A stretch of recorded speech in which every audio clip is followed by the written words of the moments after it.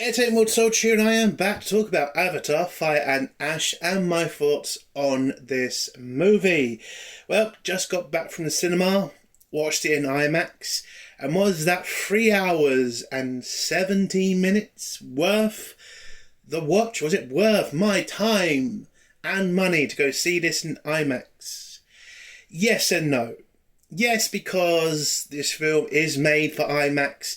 The CGI in it is amazing. You know, the CGI landscapes is fun to look at. But as a whole, the story is very mixed for me. The first part of this film, boring. The second part was kind of interesting.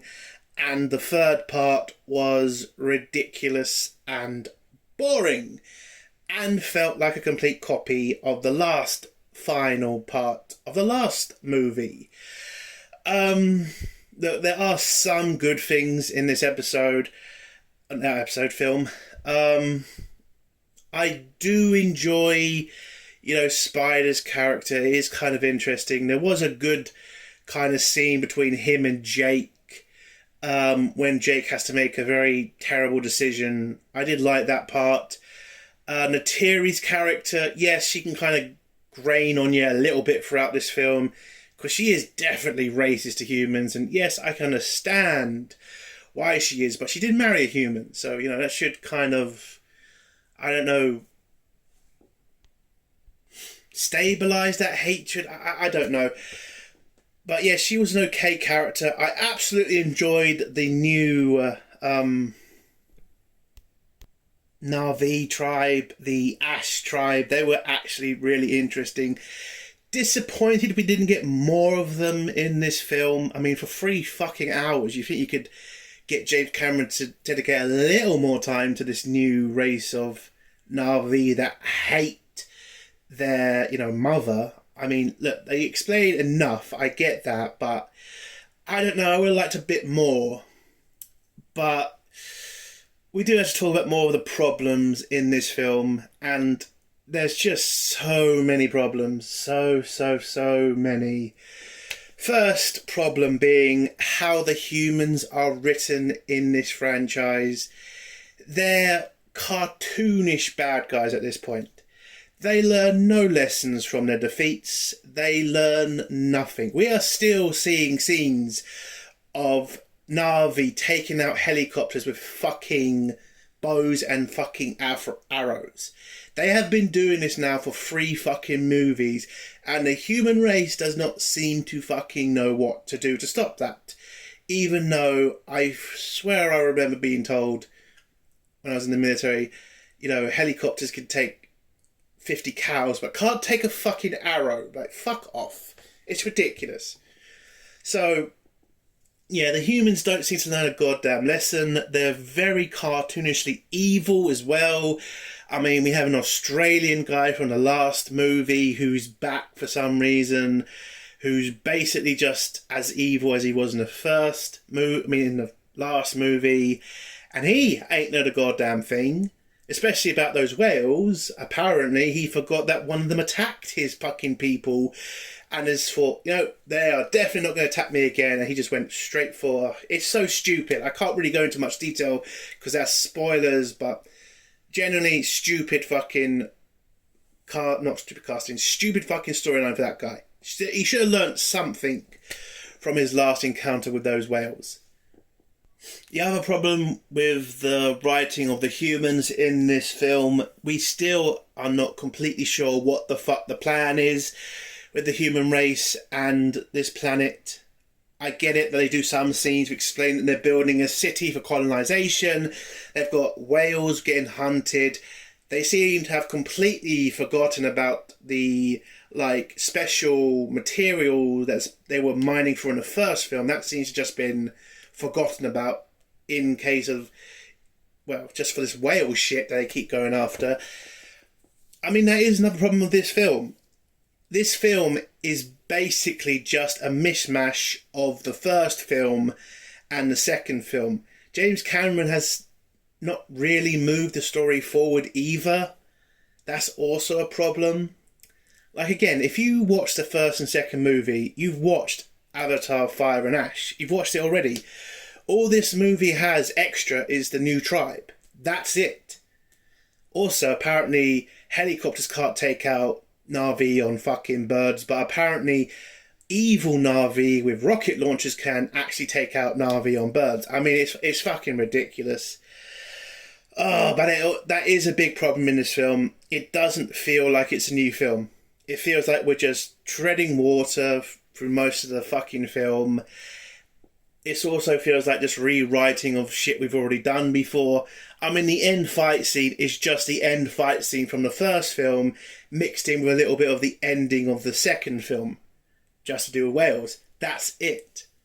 So there's not really anything new. And there's a story that you could have told in this film of the Na'vi coming together and attacking the humans' only base on the planet and pushing them back off the planet. Like, if James Cameron went in that direction, I could probably see, yeah, this is a different film and this is moving the story forward. But it isn't. And that's why I believe the reports going around about James Cameron trying to move away from Avatar and go do something new, still in the Avatar franchise, but not focusing on the Na'vi.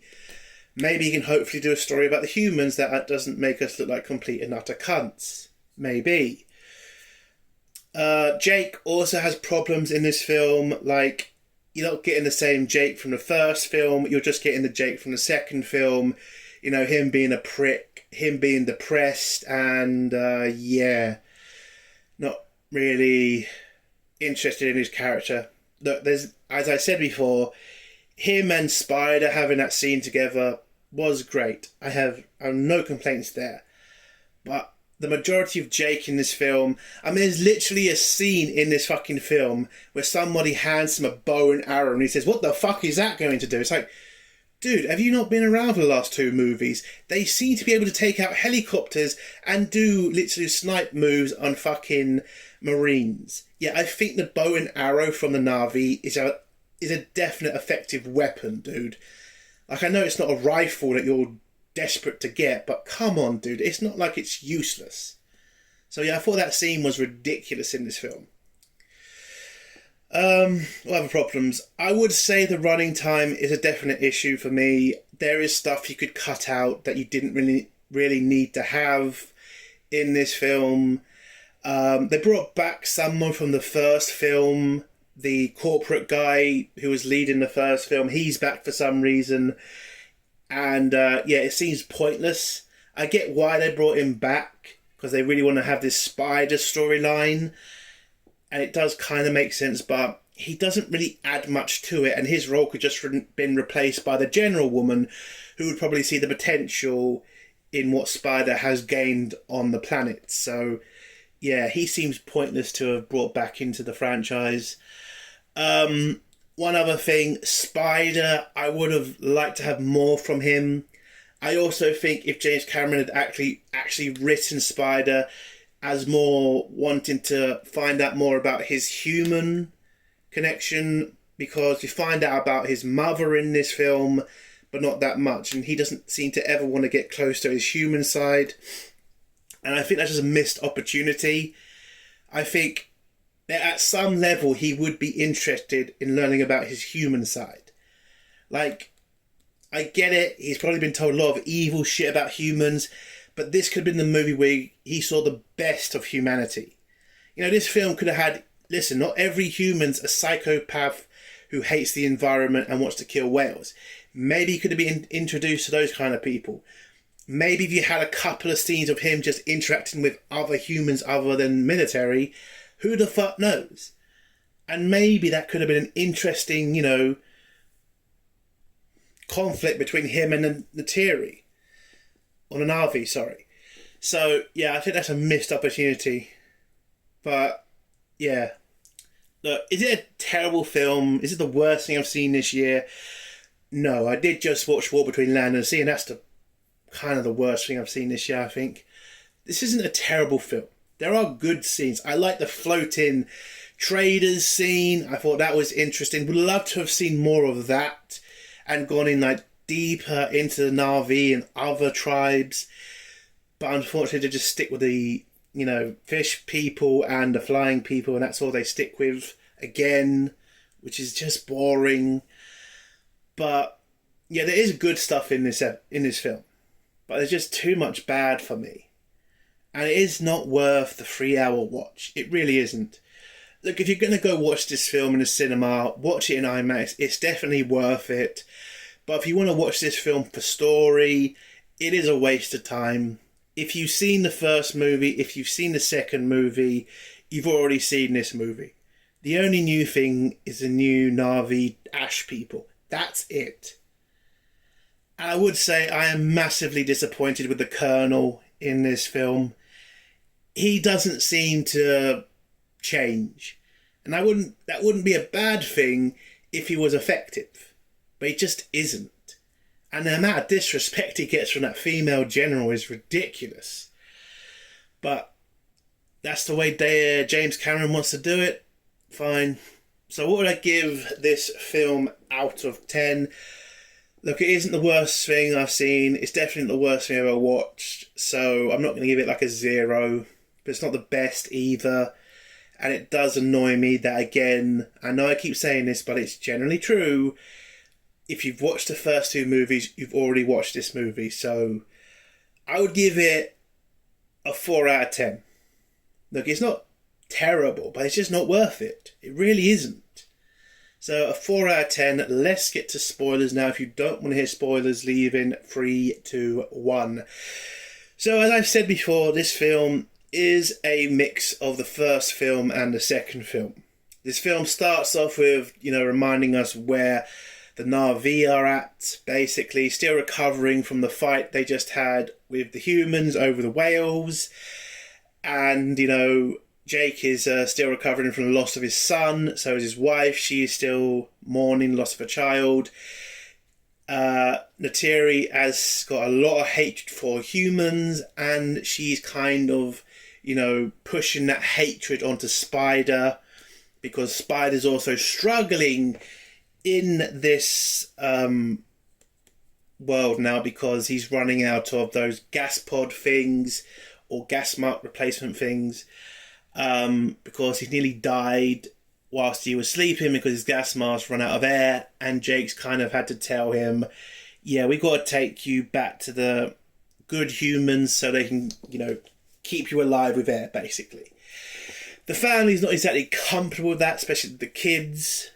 Sigourney Weaver's character, which, by the way, it is still creepy. A 14-year-old girl sounds like a 50-year-old woman. I'm sorry.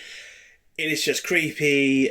I don't know why they didn't just cast somebody else to do that character. I don't get what the point of putting Sigourney Weaver in that role was. If you wanted her to stay in this franchise, in this fucking movie, you've literally shown a way that she can still be in the film, because apparently she is in the Na'vi's afterlife. Because that's what we find out at the end, is every Na'vi that dies has an afterlife that is given to them by Eywa. We also find out in this film that Eywa is the mother of Sigourney Weaver's character Kitty, and that Kitty does not have a father. Apparently it's an asexual birth. Yeah, it's an asexual birth. Kind of felt like it was a Jesus vibe coming out of this character as well. The first part of this movie is basically Jake Sully having to move his family because they wouldn't leave Spider until they got him somewhere safe. So Jake has to make this deal with Sky Traders, and the Sky Traders agree to take Spider, but think it's too much of a risk to take the whole family. But Jake manages to convince the captain of these weird flying ships it'll be safe, and they'll help them out with all the raiders that they are dealing with at the moment. So they go on these airships, fly back to Neytiri's tribe.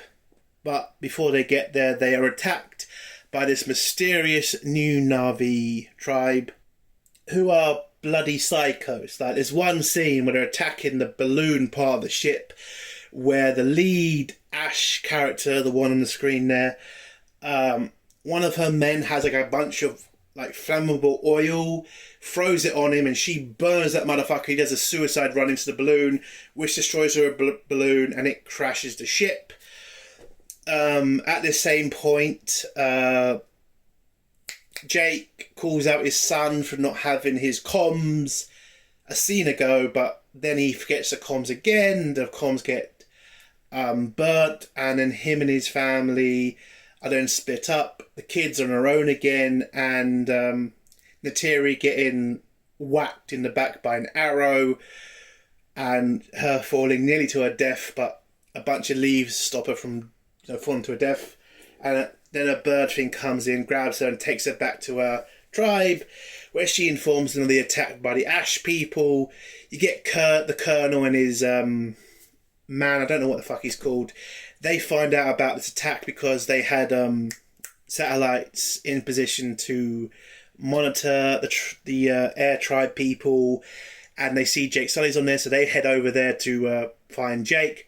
But they do find him, but they also find out Spider's there too, and as it is the Colonel's son, he does want to rescue them, so they do a rescue attempt against the Ash people, who have managed to capture the Sully family, the small little girl, Sigourney Weaver's character, and Spider and Jake's son. Oh shit, I forgot to mention the most important part of the film. So, whilst the kids are on the run, Spider's air is starting to run out, and they have to go back to the airship to get his extra mask so that he can breathe. Unfortunately, they don't make it in time, and it looks like Spider's going to die. But Kitty, Sigourney Weaver's character, she manages to use the environment of the forest to give Spider the ability to breathe Pandora's air, which has now created more trouble for the Na'vi, because now the humans are going to find out that it is possible somehow for them to start breathing Pandora's air, and if that happens, the Na'vi are going to be slaughtered, because there's nothing stopping humanity then sending in millions of soldiers to take over the planet, apparently. So they're captured by the Ash tribe. Jake, the Colonel, and his extra man see this. They attack, manage to free some of the kids, actually all the kids, and they get away. And then the Colonel has a crazy idea when he gets back to base, because the General is not sure how to beat the Na'vi at this point. Again, apparently having a shitload of massive airships, bombers, robots, apparently that's not enough to beat them. The guys with fucking bows and arrows and spears. So they need something else, and the Colonel comes up with an idea to make an alliance with the Ash people, who are insane. So he goes over to them. Oh, I should mention, there is this weird scene between the Colonel and the leader of the Ash people, where she uses her hair bonding thing to bond with his hair. Apparently it's a torture device on her. And so they have this weird scene for each other. Not as weird as the next scene, which is when he goes to make an alliance with them, offers them a bunch of guns. He then has this drug out trip moment with her, where they make an alliance with each other. And General's not exactly happy about this, because when he comes back with a bunch of tribal people, she's like, I don't need their help. But he says they're good fighters and we need to change the game somehow. At this same moment, Jake's, kind of realised that Spider is now a threat to the Na'vi, because this is proof that humans can breathe on Pandora, and if they get their hands on him, they'll be able to figure out a way to accomplish that through science and shit. But again, I don't know how they haven't figured that out already. That's kind of a plot, a dumb plot hole, I think. But whatever. So Neytiri offers a suggestion of why don't they just kill Spider and then hide his body. Jake's not going to do that because he's not a psychopath like Neytiri's kind of turning into. But, there is still the threat that Spider gets caught. But then in the next scene, the Ash tribe managed to sneak into the camp, grab Spider, get him back to base, and the Colonel arrives with his forces and tell Jake if he doesn't surrender, he's going to slaughter the entire tribe. So Jake surrenders, and they take him back to the humans' fortress, where they prepare to get a firing squad ready to kill Jake. At this same point, the Australian whale hunter is talking about hunting down every single whale, because they come together for this like real holy tribal thing where they all group together in one place, and they want to then assault this place, slaughter 90% of the whales, and get back like trillions in dollars. Apparently, that's the idea. The general agrees to do this mission, but before anything happens, Jake's wife manages to sneak into the base. Also at the same point, Spider manages to sneak out of his prison cell by convincing his dad to give him his military tags. Now, in this scene between Spider and the Colonel, you see the Colonel still thinks of Spider as his son, but you don't see that same kind of love in Spider. And I think that's a missed opportunity, because the Colonel mentions his mother, and Spider doesn't even want to even bother with it. Doesn't ask any follow-up questions, doesn't try to know who his mother was. And look, I get it. He's grown up with tribe people telling him a bunch of things about the human race, and he's seen the humans at their worst. Again, I seriously think if they put some... I'm not saying they need to put like hours into this, but some scenes of Spider seeing the best of humanity. You know, maybe the Colonel and Spider could have walked around the base. He could have talked to other children or people his own age. I think he's a teenager. I don't know what his age is, but fuck it. You know, maybe seeing what humans can actually bring to Pandora. Other than bloody violence and murder and shit. I get it, we're not exactly great with the environment. I'll be the first to say we're bastards. But that's not everything we do. Maybe there could have been like this strain that was affecting the plants in the area, and human scientists have managed to fix that and get rid of it. I'm just saying, you know, you don't have to write the human race as all bastards. And Spider could be that link between the two peoples. Like, he can breathe on the planet now. He knows the tribe's, you know, culture, and he knows their language. And he could be the bridge, and the Colonel could also be that bridge as well. It's just, they just are so determined to make the human race look like bastard. It really fucks up the storytelling in this film. So yeah, Jake Sully's about to get shot, but he's still in his cage. But then the whale guy, or at least a whale scientist or marine biologist, I think that's what he was, decides that he's against the mass slaughter of all the whales. Rushes to get some sort of big dozer thing with a massive like thing on the front. I don't know what the fuck it's called. He grabs that, breaks Jake Sully's cage. Jake then jumps out. It turns out also Spider was also there to help him escape, and also his wife turned up to try to help him escape. You get this chase scene, which was kind of fun. Again, the second part of this film is the best part of the film. Like, I liked a lot of the scenes in it. I like, you know, Spider's scenes when he can breathe on Pandora. I like the, you know, assault on the humans' massive facility.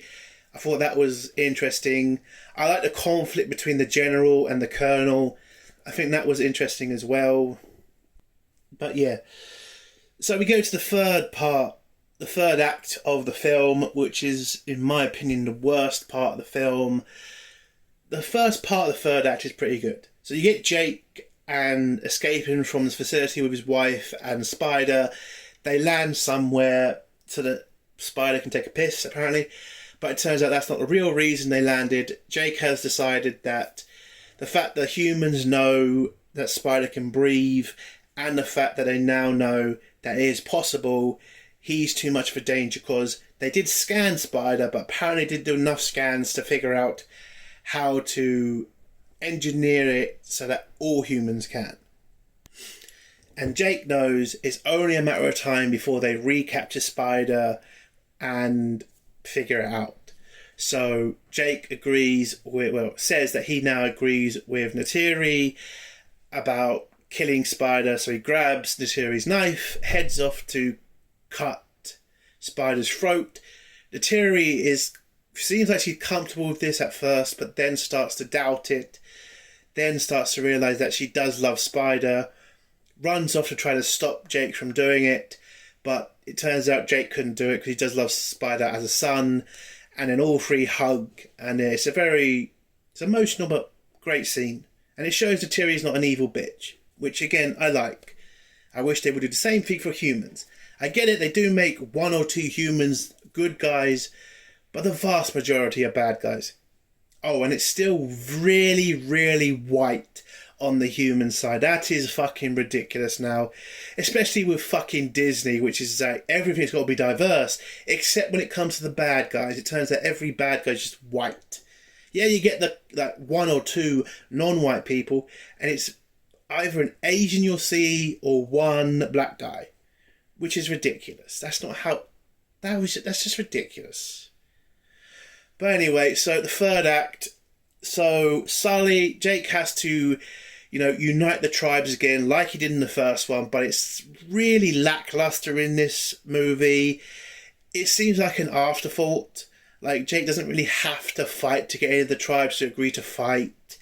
The only difficult thing was to get the whales to agree to fight. They have this, meeting with the head tribal whales, and I did find it interesting, especially the whales have, certain ones are wearing, clothing and, piercings on them, which did look absolutely fantastic. I will agree with myself. But I would have liked to have seen more pushback from the other tribes.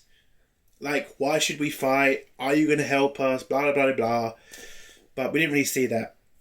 By the way Sir Jake gets the whales to agree to fight is basically Jake's son, who's kind of been screwing up most of this movie. He kind of finally gets his strength back and brings back a whale who was recently attacked by the humans that have blinded him. You also see the whale from the second film, who was the first whale to attack for centuries, and they try to banish him from all of the whale tribes. But then he brings back this whale who's just come back from being attacked by humans, and apparently the whales have now agreed to fight the humans with the Na'vi.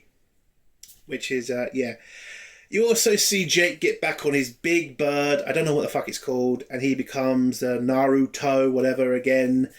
And you get this massive fight scene between the Na'vi and the humans, where the humans turn out to not learn a goddamn thing. They just come in with more ships and more planes and shit. But, yeah, doesn't really do much. The humans get pretty much eviscerated in the first attack by the Na'vi.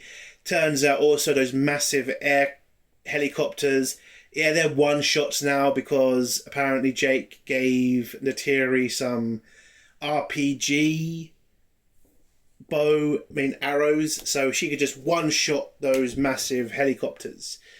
So they're pretty fucking pointless. Throughout the battle, it just feels like it's really one-sided in the Na'vi's favour, but the Colonel arrives with the Ash tribe, and apparently the Ash tribes with RPGs on their shoulders are 10 times better than military helicopters. It's fucking ridiculous.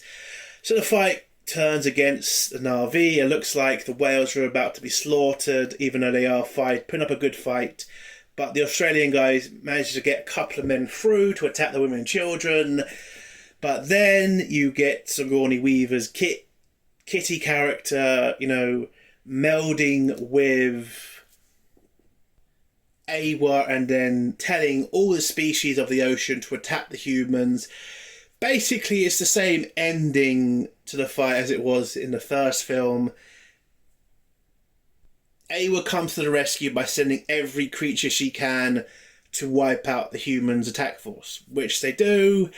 The Australian guy gets caught by the whale that he blinded, and he just drowns the son of a bitch. And the humans get absolutely eviscerated and retreat again.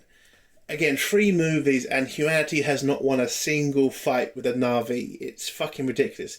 And it makes the whole scene at the beginning of Jake saying that the Na'vi have no chance against humanity ridiculous, because every fight you've had with them, Jake, you've won. Not just once, not just twice, now 3 fucking times. It's kind of getting ridiculous at this point. So then you get a fight scene between Jake and the Colonel, and again, the Colonel kidnaps Jake's family again, threatens to kill them again. You know, basically the same shit that was in the second film's final battle. And then Jake rescues his kids again, and then Jake and the Colonel have a fight with each other again. And then the ending of the fight is literally the Colonel's son shooting him with an arrow in the arm. Then have a little scuffle, both falling off the floating rock, and Jake pulling them both back up to safety. And then when Neytiri arrives with a bunch of other Na'vi people, the Colonel just says, fuck it, and jumps off the cliff. Or jumps off the floating rock, where it looks like he's killed himself. It's obvious he's not dead. So, I don't know why we're even bothering with this. He will be in the next film. That's pretty much confirmed, I think, now. So, yeah, it's a redundant scene at this point. And then the film ends with the Na'vi saving the whales and humans going back to their stronghold. And that's it. The story hasn't moved forward. Everything is still what it was from the last movie's ending. And, yeah. Nothing has fucking changed. Other than the Na'vi have a different enemy of Ash Na'vi. That's it. So, this was not worth 3 hours. It's not worth going to watch. If you are going to watch this, I would suggest watching it in IMAX. It is worth it. But other than that, yeah. It's just the same movie as 2 first and second films. I don't know what James Cameron's idea anymore with this franchise is. I am liking the fact that it isn't doing as well as the last 2 movies. Hopefully this won't make 2 billion. Hopefully it'll just make 1 billion. And maybe Disney, maybe James Cameron will just say, yeah, let's just do 1 more and stop it there. Because this franchise might be successful financially, but it's only in the movie tickets. It's financially viable. Everything else from this franchise doesn't do well. Its games don't do well. Its toy sales don't do well. Like, nothing else does well except the movie tickets. And it is just a strange franchise that does well when it just really shouldn't, in my opinion. But, yeah. Those are my thoughts. That's my review. If you liked the review, give it a like. If you dislike the review, give it a dislike. And if you like my content, do remember subscribing. And if you have a comment, leave it below and I'll try to get back to it. Entertainment Soldier. Bye.